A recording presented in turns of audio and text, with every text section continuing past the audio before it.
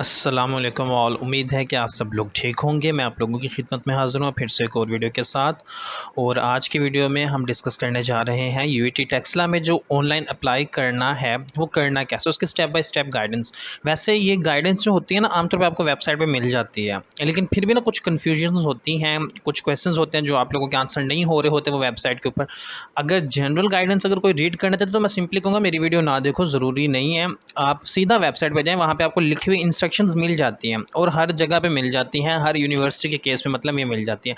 लेकिन स्टिल कुछ कन्फ्यूजन्स आ जाती हैं, कुछ इश्यूज़ होते हैं जो रिज़ॉल्व नहीं कर सकती वो वेबसाइट, जो आपको वो डायरेक्ट कम्युनिकेट नहीं कर सकते। हाँ, ऐसे कम्युनिकेट कर सकते हैं, अगर आप उन्हें कॉल करें, पूछें तब बता सकते हैं, लेकिन उसके लिए भी काफ़ी ज़्यादा लेंथी प्रोसीजर हो जाता है, क्योंकि बाज़ दफ़ा वो कॉल पिक नहीं कर सकते, बाज़ दफ़ा वो कहीं पे और काम में लगे होते हैं, बाज़ दफ़ा वो ऑफ़िस में ही नहीं होते। तो इस वजह से बच्चा तब तक कन्फ्यूज़ रहता है जब तक उसका वो क्वेरी जो है वो आंसर ना हो जाए। तो इन सारी कन्फ्यूजन्स को दूर करने के लिए मैं अब ये करता होता हूँ कि हर साल ही, पहले तो यूट्यूब नहीं था लेकिन हर साल करता रहा हूँ कि मैं ऐसा कोई अपनी वॉइस या वीडियो या वॉइस नोट शेयर कर देता था कि आपके सारी कन्फ्यूजन्स दूर हो जाएं। और इस वीडियो में भी यही कुछ होगा, तो काइंडली इस वीडियो को कंप्लीट देखना। मैं इसमें हर उस छोटी मोटी चीज़ का आपको बता दूंगा जो आप लोगों को अप्लाई करते हुए कन्फ्यूज़ करेंगी चीज़ें। उस हर छोटी मोटी चीज़ का आंसर आपको इसी वीडियो में मिल जाएगा। मैंने 2021 वाली वीडियो अपलोड की हुई है, अगर कोई ओल्ड देखना चाहे वो भी देख सकता है, लेकिन उसमें और इसमें ज़रा सा फ़र्क है। उसमें मैंने थोड़ा ज़्यादा ही डिटेल में बात की थी, यहाँ पे मैं ब्रीफ रखूँगा चीज़ों को, और मैं बाकी रेफरेंस के तौर पे वो वीडियो का ऊपर साथ अटैच कर दूँगा, यानी वो जो आइकन ऊपर बना हुआ आ रहा होगा ऑप्शन, वहाँ पे चेक कर लीजिएगा। वहाँ पे आप लोग चेक कर सकते हैं, या फिर एंड पे जो है एम्बेड कर दूँगा वीडियो को, तो आप वहाँ से भी चेक कर सकते हैं। सबसे पहले अब आप लोगों ने अप्लाई करना है। अब यूएटी टेक्सला के जैसे एडमिशन हो गए हैं ओपन, अब आप लोगों ने अप्लाई करना है। तो सबसे पहले करना क्या होगा, आप लोगों ने टीसीएस सेंटर विजिट करना होगा। अब अभी अभी रिसेंटली मैंने देखी है ये क्वेरीज, फेसबुक पे देखी हैं, तो कुछ बच्चों ने कहा है कि हम जी रावलपिंडी के फ़लाँ टीसीएस सेंटर गए हैं, तो हमें तो वहाँ पे कोई आंसर नहीं दे रहा, कोई रिस्पॉन्स नहीं मिल रहा, और वो ये भी कह रहे हैं कि हमें कुछ पता ही नहीं है। ठीक है, तो हर टीसीएस सेंटर पे नहीं चले जाना आप लोगों ने। कुछ सिलेक्टेड टीसीएस सेंटर्स हैं जिनकी लिस्ट मेरी एक ओल्ड वीडियो में मौजूद है। मैं वो वीडियो मैंने जैसे बताया यहाँ पे ऐड कर दूंगा, इवन डिस्क्रिप्शन में लिंक भी दे दूंगा। आप लोग अगर डायरेक्ट लिंक से देखना चाहें ना, वीडियो डिस्क्रिप्शन में लिंक भी दे दूंगा कि कौन कौन से टीसीएस सेंटर्स हैं, किस सिटी में मौजूद हैं। आप लोग वहाँ से जाके अपना जो एप्लीकेशन प्रोसेसिंग है वो करवा सकते हैं। उसमें होगा क्या, आप लोगों ने उन्हें 1500 रुपये जमा करवाने होंगे, जिसमें से 1450 रुपये जो है ना वो आपकी एप्लीकेशन प्रोसेसिंग फ़ीस है जो यूनिवर्सिटी ले रही है। बाकी 50 रुपये जो होंगे वो टीसीएस के अपने होंगे, तो टोटल 1500 रुपीज़ आपसे वो कलेक्ट कर लेंगे जब आप उनके पास जाएंगे। उसके बाद आपको है ना कंप्यूटराइज्ड स्लिप दे देंगे, यानी कि जिसमें आपका लिखा होगा कि जी हाँ जी इस बच्चे ने फ़ी स्लिप करवा दी, इस तरह कुछ लिखा हुआ होगा। अब उसके ऊपर रेफरेंस नंबर होगा, रेफरेंस कोड होगा दिया हुआ, या पेड स्लिप नंबर भी जिसे कह लें, 15 डिजिट का होगा। इन केस किसी के ऊपर 14 डिजिट है, क्योंकि लास्ट ईयर ये कन्फ्यूजन भी आई थी, अगर किसी केस में 14 डिजिट का आ जाता है कोड, तो वो खुद ब खुद उसे 15 नंबर का बना लेगा लेफ्ट एक्सट्रीम लेफ्ट साइड पे, यानी बिल्कुल शुरू में आप लोगों ने जीरो सिर्फ ऐड कर देना, बाकी सारा वही 14 डिजिट्स होंगे, बस आपने शुरू शुरू में सिर्फ ज़ीरो को ऐड कर देना है। ठीक है, ये वो मेन फर्स्ट इंपॉर्टेंट क्वेश्चन है जो आप लोगों के दिमाग में आता है कि कैसे शुरू होता है। सबसे पहले आपने ये काम करना है, उसके बाद आप कुछ और कर सकेंगे। तो जैसे कि अभी ई कैट का रिजल्ट आना है 28 को, ठीक है, 28 को किसी भी वक्त आ सकता है, तो बेहतर है आप लोग ये पहले ये वाला काम कर लें, या फिर 28 को करें, 29 को करें, मसला नहीं। इस दफ़ा टाइम खुला डुला मिला हुआ है, आप जब दिल करे चुप करके अप्लाई कर सकते हैं, अभी टेंशन वाली कोई बात है ही नहीं। उसके बाद आप लोगों ने चले जाना है इस लिंक पे, जो लिंक यहाँ पे सामने आपके शो की है, मैं ये डिस्क्रिप्शन में भी ऐड कर दूंगा ताकि आप लोग वहाँ से डायरेक्ट इसी पेज पे जा सकें। एडमिशन भी नहीं, admissions.uittexla.edu.pk/myuit में चले जाना है आप लोगों ने। वहाँ पे जब जाएंगे तो आपके पास इस तरह की एक विंडो ओपन हो जाएगी। ठीक है, तो इस विंडो में अब आप लोगों का अकाउंट नहीं बना हुआ अभी, तो सबसे पहले आपने रजिस्टर पे आ जाना है। इस जगह पे आप लोगों ने रजिस्टर करना है सबसे पहले। अब रजिस्ट्रेशन के लिए आपको क्या क्या चीज़ें चाहिए होंगी वो मैंने आपके सामने रखी हुई हैं। आपको CNIC चाहिए होगा, अगर आपकी एज 18 प्लस है और आपका CNIC बन चुका है। अगर नहीं बना तो CNIC बनवा लें, और अगर 18 से कम है तो आप बेफॉर्म नंबर जो है वो भी यूज़ कर सकते हैं। उसके बाद आप लोगों ने एक पासवर्ड सेट करना होगा, अपनी मर्ज़ी का कोई ऐसा रखिएगा जो सिंपल हो, भूले ना आप लोगों को, क्योंकि आगे ये बहुत काम आता रहेगा बार बार साइन इन करने में, स्टेटस चेक करने में, कॉल लेटर प्रिंट करने में। तो ये पासवर्ड ऐसा रखिएगा जो भूले ना। उसके बाद आप लोगों ने अपना टीसीएस का जो रेफरेंस नंबर, जो जैसे कि मैंने अभी पीछे बताया था 15 डिजिट का होगा या 14 डिजिट का हो तो आप उसे 15 का बना लेंगे, वो एंटर करना होगा। उसके बाद आप लोगों ने डिपॉजिट डेट, जिस दिन आप लोगों ने फ़ीस जमा करवाई होगी वो डेट भी एंटर करनी होगी। टीसीएस सेंटर जहाँ पे आपने जाके जमा करवाई है उस टीसीएस सेंटर का नाम भी एंटर करना होगा, और डिपॉजिट स्लिप जो है उसकी एक इमेज भी अपलोड करनी होगी। अब इमेज के लिए ख़ास इंस्ट्रक्शंस है, जब आप इस विंडो पे जाते हैं वैसे आपको मिल जाती हैं खुद ब खुद ही, मैं फिर भी बता देता हूँ कि जेपीजी या पीएनजी या जीपीईजी इस तरह करके फॉर्मेट होना चाहिए आपकी पिक्चर का। अगर इन केस मोबाइल में नहीं बन रही तो आप ऑनलाइन कन्वर्ट कर सकते हैं। उसके बाद आपकी जो इमेज का साइज़ आई थिंक वो 1 MB से कम होना चाहिए, 1 MB से कम होना चाहिए। जो आजकल के मोबाइल के कैमराज़ हैं जब आप बनाएंगे तो वो 4, 5, 6, 8, 10 MB तक होता है, ठीक है ना। तो आपने उसे फिर रिड्यूस करना है उस साइज़ को, या स्कैन कर लीजिएगा। अब एप्लीकेशंस हैं प्ले स्टोर पे मौजूद, आप पिक बना के उस एप्लीकेशन में वो जब ऐड करेंगे, या आप डायरेक्ट उस एप्लीकेशन को डाउनलोड करके उससे स्कैन कर सकते हैं अपनी स्लिप को, वो साइज़ भी खुद ब खुद रिड्यूस हो जाता है। और अगर ऑनलाइन भी रिड्यूस करना हो साइज़ तो वो भी अवेलेबल है। इस तरह की विंडो होगी, ये जो सारी चीज़ें मैंने आपको अभी ऊपर बताई हैं ना, वो इस तरह की एक विंडो होगी जहाँ पे आप लोगों ने ये सारा काम करना होगा। आईडी कार्ड नंबर या बेफॉर्म नंबर आ जाएगा, दोनों पासवर्ड आ जाएंगे। उसके बाद आपने डिपॉजिट थ्रू कि आपने किस मीन से डिपॉजिट करवाया, टीसीएस सेंटर से करवाया या एचबीएल की मदद से।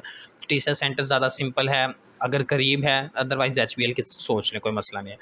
तो यहाँ पे आपने वो मीन सेलेक्ट करने के बाद आपने टीसीएस का reference code, confirm TCS reference code दे देना है। उसके बाद डिपॉजिट डेट, सॉरी डिपोजिशन नहीं डिपोजिट डिपॉजिट डेट, और उसके बाद टीसीएस सेंटर का नंबर, और फिर यहाँ पे चूज़ फाइल में यानी कि आपने वो स्कैन्ड इमेज जो होगी अपलोड कर देनी है। उसके बाद आपने यहाँ पे क्लिक कर देना है रजिस्टर पे, ठीक है। अब आपका अकाउंट रजिस्टर हो गया, अभी आपने अप्लाई कुछ भी नहीं किया, सिर्फ आपका अकाउंट रजिस्टर हो गया।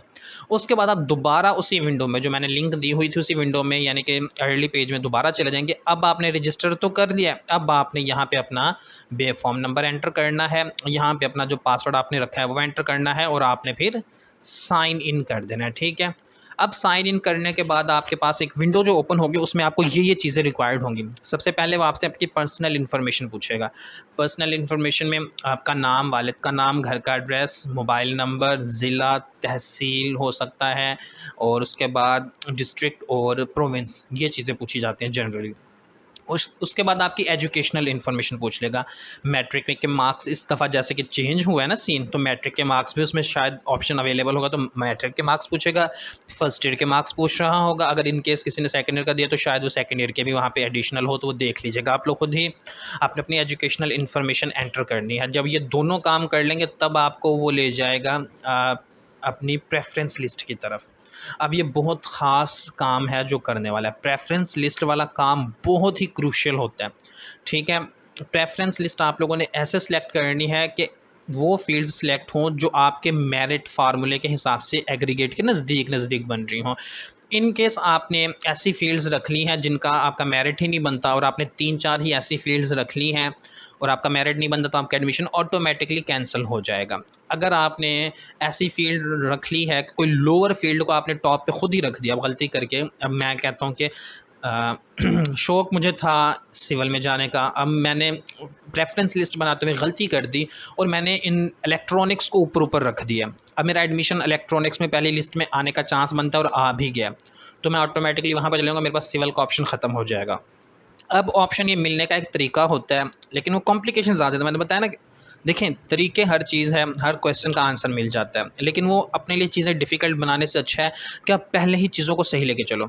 आप प्रेफरेंस लिस्ट में ऐसी फील्ड को टॉप पे रखो जो आपकी मोस्ट डिज़ायरेबल फील्ड हो, भले आपका मेरिट बनता है या नहीं बनता, लेकिन आप ऐसी भी नीचे फील्ड्स को रखो जिसमें आपका मेरिट बन भी रहा हो, ठीक है ना। ये नहीं कि मैं डिज़ायरेबल मेरी मैकेनिकल है और मेरा जो एग्रीगेट है वो इन्वायरमेंटल इंजीनियरिंग का भी नहीं है, तो फिर मैं एडमिशन मेरा कैंसिल हो जाएगा। ये चीज़ भी माइंड में रखनी है। प्रेफरेंस लिस्ट में आप मैक्सिमम जितनी फील्ड्स चाहें ऐड कर सकते हैं, और उसके बाद आपने उस सबको सेव कर लेना है। अब फाइनल सबमिशन से पहले हर चीज़ को माइंड में रख लें, क्या आपकी प्रेफरेंस लिस्ट ठीक बनी हुई है, क्या आपने प्रेफरेंस लिस्ट में गड़बड़ तो नहीं की हुई।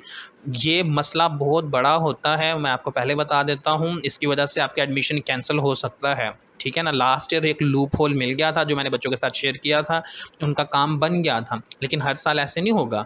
हो सकता है कि इस साल कॉम्प्लिकेशन ज़्यादा हो जाए। तो जब भी बच्चा प्रेफरेंस लिस्ट बना ले, वो मुझे व्हाट्सएप पे अपनी प्रेफरेंस लिस्ट शेयर कर सकता है।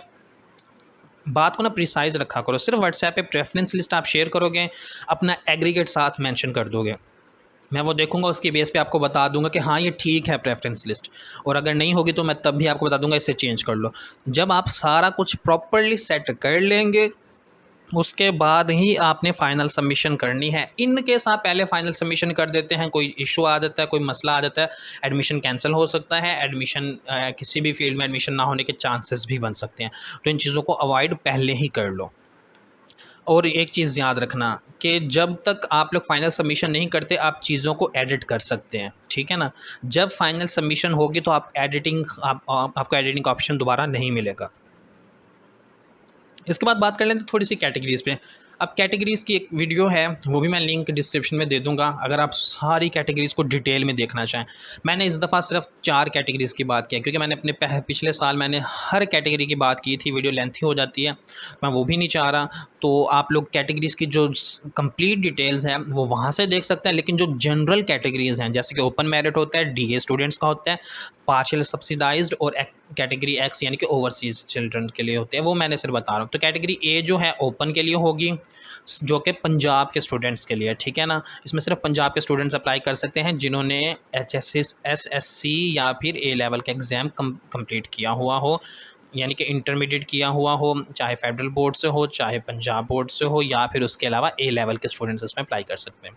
उसके बाद आ जाती है कैटेगरी आई, जिसमें सिर्फ और सिर्फ DAE के स्टूडेंट्स अप्लाई कर सकते हैं, लिमिटेड कैटेगरी है। अच्छा, एक और चीज़, बड़ी इंपॉर्टेंट चीज़ बताना भूल गया, DAE के लिए भी फार्मूला इस दफ़ा चेंज है, ठीक है ना। तो वो मैं कम्युनिटी सेक्शन में पिक अपलोड कर दूंगा, अपने फेसबुक के पेज पे भी अपलोड कर दूंगा, तो वहाँ पे आप लोग चेक कर सकते हैं। ए लेवल वालों के स्टूडेंट्स के लिए भी इस दफ़ा फार्मूला डिफरेंट है, तो वो भी आप लोग वहाँ पे चेक कर लीजिएगा। मैं दोनों पिक्स अपलोड कर दूंगा, कम्युनिटी सेक्शन में भी अपलोड कर दूंगा यहाँ पे, और इसके अलावा मैं फेसबुक का जो मेरा पेज है वहाँ पे भी मैं अपलोड कर दूंगा, इवन इंस्टा पे भी स्टोरी पे लगा दूंगा अगर कोई इंस्टा पे फॉलो कर रहा है। उसके बाद है कैटेगरी एस, जो कि पार्शियल सब्सिडाइज्ड है। अब ओपन और पार्शियल सब्सिडाइज्ड में क्या फ़र्क है, दोनों में पंजाब के स्टूडेंट्स ही अप्लाई कर सकते हैं, लेकिन पार्शियल सब्सिडाइज्ड जो होता है ना, इसमें फ़ीस ज़्यादा होती है ओपन की निस्बत।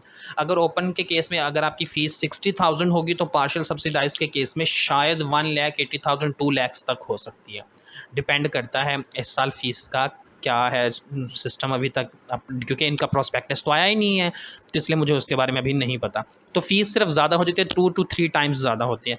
अब कैटेगरी एक्स जो है, इसमें भी क्या होता है कि फ़ीस ज़्यादा होती है। इसमें अप्लाई कौन कर सकते हैं, ऐसे बच्चे जिनके पेरेंट्स अम्मी या अब्बू में से कोई भी एक बाहर की कंट्री में रहता हो, अगर इन केस गार्डियन यानी कि अल्लाह ना करे किसी के वालिद फ़ौत हो चुके हैं, उसका भाई, उसके चाचू, उसके मामू, कोई ऐसा बंदा जो उसे स्पॉन्सर कर रहा हो। ये सिर्फ तब है जब सरबराह घर का सर पे ना हो, ठीक है, उस केस में मामू चाचू आ रहे हैं, तो वो भी आपको स्पॉन्सर कर सकते हैं। होता क्या है, आप इस कैटेगरी में अप्लाई करते हैं, फ़ीस आपकी ज़्यादा हो जाती है, लेकिन आपको डिग्री जो है सेम ही मिल रही होती है, सेम ही बच्चों के साथ आप लोग बैठे होते हैं, लेकिन इसमें मेरिट बहुत कम हो जाता है एज़ कम्पेयर टू ओपन।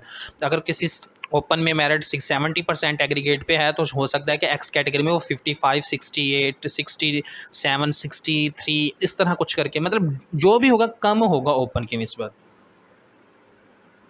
ठीक है। तो उसके बाद जो फर्स्ट मेरिट लिस्ट है वो 25 अगस्त 2022 को लग जाएगी, और आप लोग अपना जब स्टेटस वहाँ पे चेक कर लेंगे, तब आप लोग अपने बाकी जो फर्दर काम है, डॉक्यूमेंट्स सबमिट करवाना, फ़ीस सबमिट करवाना, वो बाद का काम है। अभी जो काम है यही है जो मैंने अभी आप लोगों को इस वीडियो में बता दिया है, तो ये बाकी काम आप लोगों ने बाद में करना है इंशाल्लाह। इस पर भी वीडियो तब तक आ जाएगी जब तक ये काम आएगा। और उसके बाद प्रेफरेंस लिस्ट, मैंने अभी डिटेल में बता दिया आप लोगों को। प्रेफरेंस लिस्ट बहुत बहुत इंपॉर्टेंट काम है, प्रेफरेंस लिस्ट में गड़बड़ नहीं करना, इसमें भंड नहीं मारना।